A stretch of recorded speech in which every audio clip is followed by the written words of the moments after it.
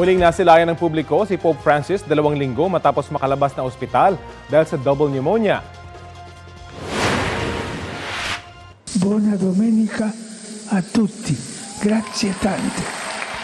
Sinurpresa ng Santo Papa ang mga dumalo sa misa sa St. Peter's Square sa Vatican City kahapon. Nagbigay rin siya ng maikling mensahe ng pasasalamat sa mga Katolikong dumalo. Matapos ang misa, masayang sinalubong ng mga Katoliko ang Santo Papa. Ayon sa mga doktor, 2 buwang pahinga ang kailangan ng Santo Papa para sa kanyang tuluyang paggaling.